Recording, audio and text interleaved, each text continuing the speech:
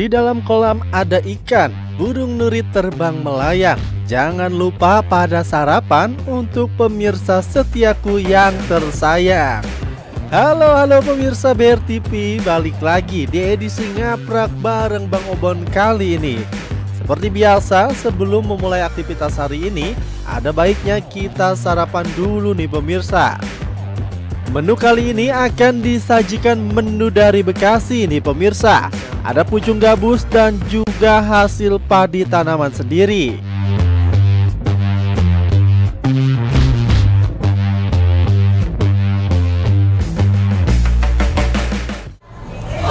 Nah, ini nasi yang kita makan ini nasi yang saya tanam di Pebayuran.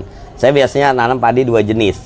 Satu 42, satu lagi R42, satu lagi cerai merah. Tapi cerai merah yang saya tanam itu beda sama yang lain-lain. Biasanya cerai merah pesak lah ya. Iya.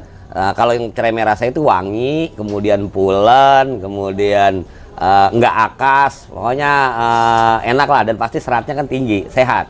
Nah, ini kita lagi banyak ntar makan. Hari ini menu kita, nih emak saya bawa ikan gabus dari rawa. Sama ini ikan betrik, sama ini nih daunnya namanya daun gunda. Kalau Anda gunda gulana. Iya, gunda itu tanaman yang ada di yang ada di sawah.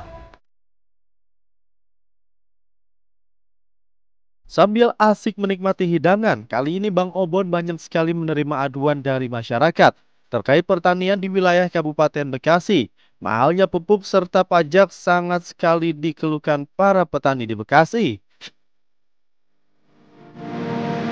Ada kering, banyak kering.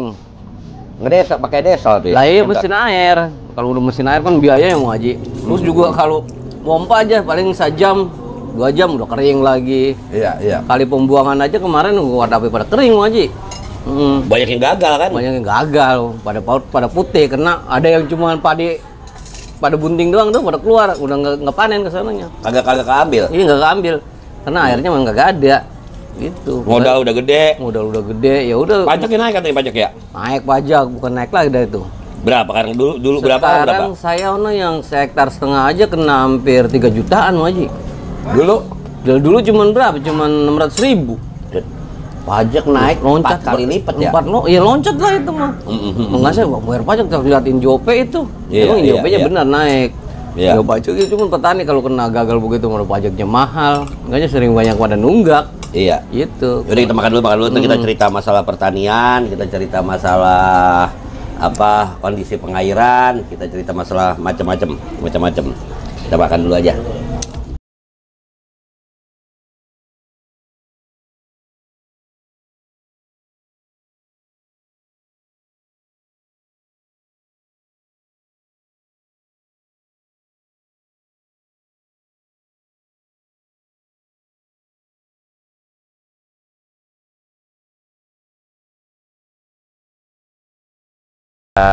Tadi pagi saya kedatangan tamu, kemudian kita makan bersama.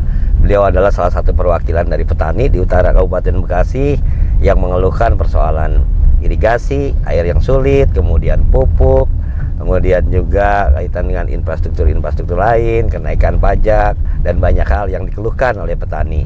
Ya, hari ini saya akan menemui secara langsung kondisi yang ada kaitan dengan pertanian terutama di Kabupaten Bekasi.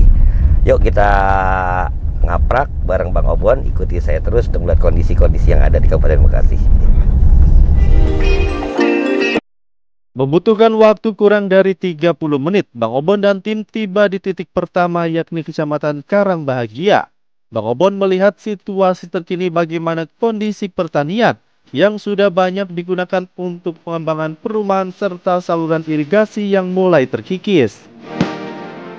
Contoh salah satunya saya berada di daerah Tambelang. Tambelang hari ini kan ada ribuan hektar sawah sudah berubah fungsi menjadi pertanian. Ini irigasi teknis nih. Irigasi teknis, airnya juga bagus. Cuma, nah ini sawah-sawah yang sebentar lagi juga akan dibangun perumahan.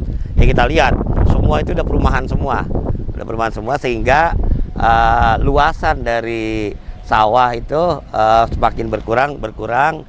Karena dari irigasi ini tuh harusnya tanah-tanah begini tuh tidak dimanfaatkan untuk perumahan. Tapi perumahan itu harusnya tanah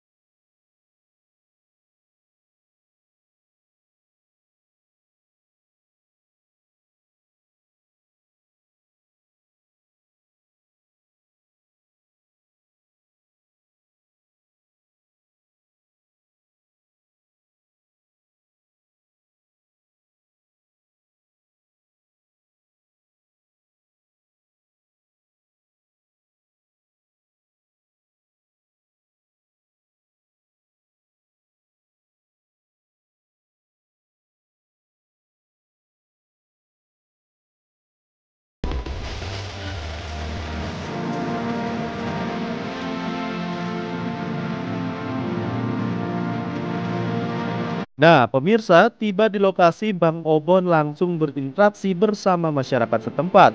Bang Obon juga mendengar apa saja keluhan dari masyarakat petani di daerah setempat.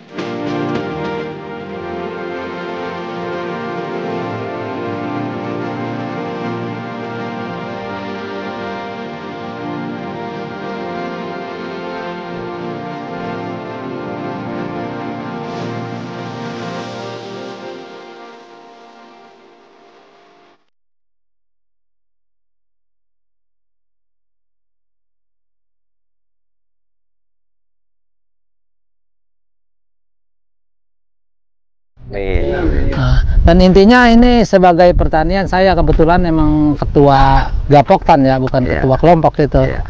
Ya awal-awal tuh jujur emang kendalanya sangat berat, terutama desa Sukabakti di sini ya. Kita ini bukan gagal panen tapi gagal nyawa ya. Bener-bener luar biasa, saya sampai putus asa ya. Sampai gimana caranya kita berjuang. Mustahil dengan tangan manusia, rasanya nggak mungkin ya kalau nggak ada campur tangan Allah. Ya Allah, terus bantuan pemerintah juga. Kebetulan waktu itu tanggal 1 Maret kita dikunjungi Pak Menteri Pak Shril Yassin Limpo. Alhamdulillah saya sempat ngobrol keluhan saya masalah pertanian terutama desa Sukabakti. Alhamdulillah dapat tanggapan, walaupun emang bener sih bukan bagiannya, ini emang kita dapat dana darurat, anggaran swadaya intinya. Kita udah berbagai macam cara tuh ke dinas, ya saling dorong-mendorong, katanya bukan tugasnya begitu ya. Kalau masalah air katanya PUPR, katanya irigasi dari pusat. Nah itu saling lempar-melempar, dinas pertanian. Nah intinya apapun yang apa sih yang nggak bisa kalau keadaan darurat begini. Saya nggak mau tahu datangnya Pak Menteri ke Balong, khususnya Kecamatan Tembelang Balong ini, pertanian harus terbuka Sukabakti terutama gitu, kita prioritasin. Alhamdulillah kita ngajuin baru tahun kemarin ini dinormalisasi Pak ini, belum genap 1 tahun sih kalau nggak salah. Tahu bulannya bulan apa itu, waktu itu Lebaran Haji Pak. Iya Lebaran Haji. Jadi kalau irigasinya mah udah bagus. Cuma kan yang paling penting irigasi bagus ya sumber airnya. Sumber airnya terutama emang ini Pak Dewan, keluhan terutama wilayah Bekasi Utara ini Cikarang Jatinya itu saya udah berapa kali nanganin itu, kayaknya untuk tenaga manusia mah kayaknya ini kalau bukan alat berat dibantu gitu. Yang apa bendungan CBL itu kan saya juga berapa kali kita urung pakai pasir, pakai batu angkat tuh lagi. Kemarin tangan saya pada hancur tuh menurunin batu, terus pasir berapa 5.000 karung itu kita minta bantuan sama warga, alhamdulillah pada sampai. Ya di sini bukannya pada enggak, ini tetap pada turun tangan, alhamdulillah pada petani cuma antusias ya, masing-masing pada pengen nyawa gimana caranya. Ya alhamdulillah bisa terbuka sedikit. Nah alhamdulillah nih Pak Dewan nih, harapan saya ke depannya ya ada dukungan dari Pak Dewan gitu. Saya berharap Bapak saya gitu Pak Dewan biasa mendukung pertanian Sukabakti gitu, terutama ya Sukabudi, wilayah Tembelang mau Sukawangi gitu. Ya, biar apa normal kembali dah pertaniannya, harapan saya seperti itu. Jadi kan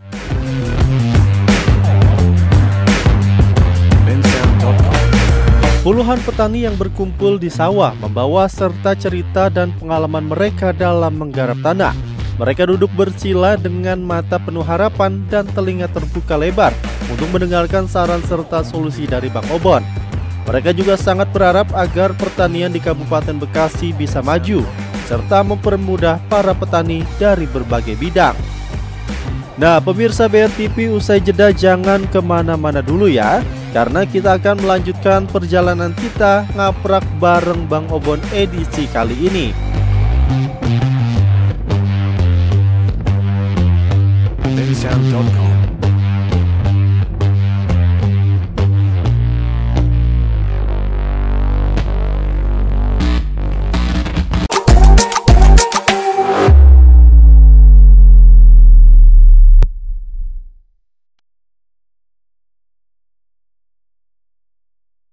Pemirsa BRTV, kembali lagi bersama Bang Obon dalam program Ngaprak bareng Bang Obon.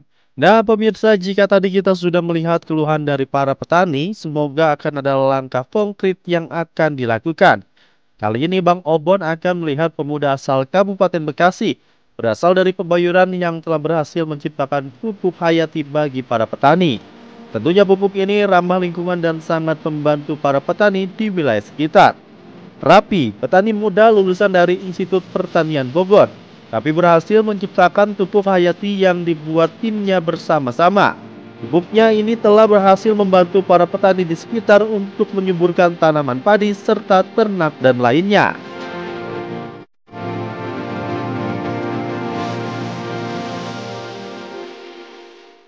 Ketemu sama petani, diskusi tentang persoalan konkret, persoalan dengan kondisi irigasi yang berdampak pada susahnya air.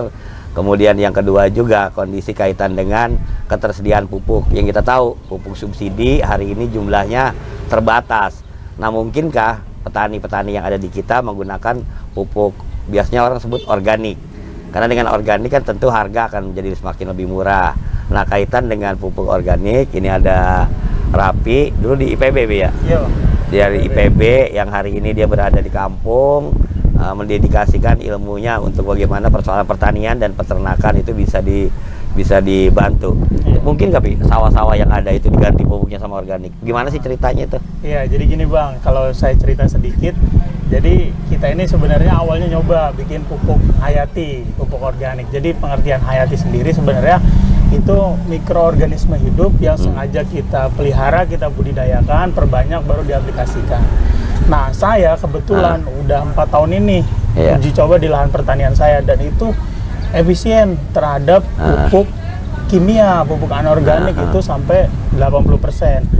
Nah, memang kita tahu ya sebenarnya kalau pupuk kimia itu di era sekarang dibatasi jumlahnya, harganya juga relatif mahal dibandingkan yang dulu. Nah, makanya saya coba itu. Kenapa?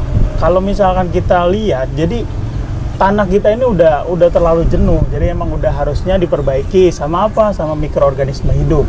Nah, disitulah saya nyoba sama teman-teman. Kita formulasi sendiri dari mikroorganisme hidup itu menjadi pupuk hayati atau biofertilizer. Nah, itu. Jadi sebenarnya sangat mungkin lah Bang, dan saya udah praktek langsung. Nah, kalau 1 hektar urea itu biasanya berapa kintal kalau urea? Jadi, kalau yang normal? Iya, jadi kalau penggunaan atau formulasi petani itu per hektar itu ureanya sebanyak 2 kintal. Posca atau NPK biasanya 2 kintal, ya kan? Jadi ya 4 kintal sampai 5 kintal lah jumlahnya per hektar. Kalau yang normal. Ya, kalau dengan pupuk-pupuk yang ada sekarang? Nah, saya sekarang itu per hektar itu cuma pakai urea 50 kilo. Oh, berarti nge-reduce hampir sekitar 75%? Iya, itulah Bang. Jadi udah sangat efisien banget sampai 75%, dan NPK-nya juga sudah dikurangin, tapi hasilnya masih bagus. Dan itu kalau saya perhatiin grafiknya ya dari tiap musim itu relatif naik memang. Ya kan, kalau kita bicara pertanian organik itu nggak langsung ujug-ujug lah kalau orang Bekasi. Jadi kalau kita darinya 5 kintal, darinya 5 ton, paling jadinya 3 ton. Benar. Tapi tahun kemudian jadi 3 ton. Betul, ada proses lah ya Bang. Jadi nggak langsung signifikan seperti kita penggunaan pupuk kimia. Nah, cuman itu nanti hasilnya itu terasanya untuk jangka panjang. Nah, saya setelah udah 3 tahun ini ngelihat, oh iya perkembangannya lumayan. Nah, artinya dari situ sekarang udah mulai saya perbanyak, bukan cuma ke pertanian, tapi kita juga bikin formulasi untuk di peternakan. Kayak apa? Kita formulasi pakannya gitu. Jadi kita pengen itu petani itu efisien tuh. Jadi ternak banyak, jadi nggak usah ngarit gitu kan. Kalau sampai ribuan ekor kan repot. Akhirnya kita fermentasi pakannya dari mana? Dari limbah pertanian. Dari apa ya? Dari mikroorganisme juga.